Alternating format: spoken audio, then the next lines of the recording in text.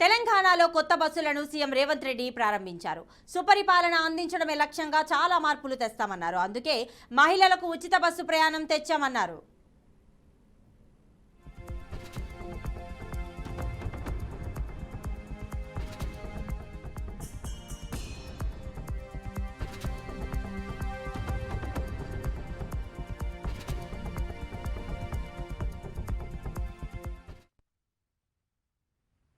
ప్రజాపాలన రావడానికి కాంగ్రెస్ ప్రభుత్వం ఏర్పడడానికి మీరు అత్యంత ముఖ్యమైన పాత్ర పోషించారు అని చెప్పి పిసిసి అధ్యక్షుడిగా ఈ రాష్ట్ర ముఖ్యమంత్రిగా ఈ వేదిక మీద నుంచి నేను చెప్పదలుచుకున్నా.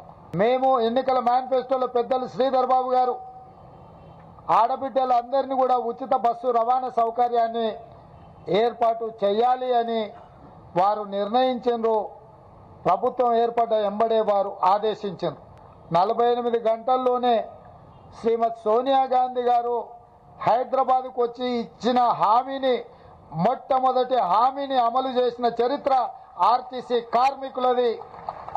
దీనికి దాదాపుగా 531 కోట్ల రూపాయల ఖర్చు అయింది అని చెప్పి లెక్కలు చెప్తున్నాయి. రవాణా ఏర్పాట్లు అమలు చేసింది మీరైతే మీకు అవసరమైన నిధులు బట్టి విక్రమార్క గారు ఈ సంస్థ లాభాలలో నడవాలి, కార్మికుల జీత భత్యాలు 1వ తారీఖున వాళ్ళ ఖాతాలో పడాలి అన్న ఆలోచనతోటి ఇతరత్ర ఖర్చులను తగ్గించుకొని దుబారా లేకుండా నిజమైన అవసరాలను దృష్టిలో పెట్టుకుని ఒక కుటుంబ పెద్దలాగా తమకు వచ్చే ఆదాయాన్ని పొదుపుగా అవసరాలకు వినియోగించుకునే విధంగా బాధ్యతాయుతంగా ఆర్థిక మంత్రిగా వారు కార్మికుల ఖాతాలో ఆ నగదు వేయడం జరుగుతుంది.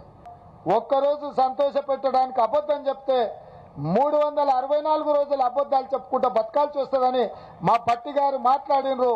మా భట్టి గారు మాట్లాడిన దాంట్లో వాస్తవం ఉందని నాకు అనిపించింది.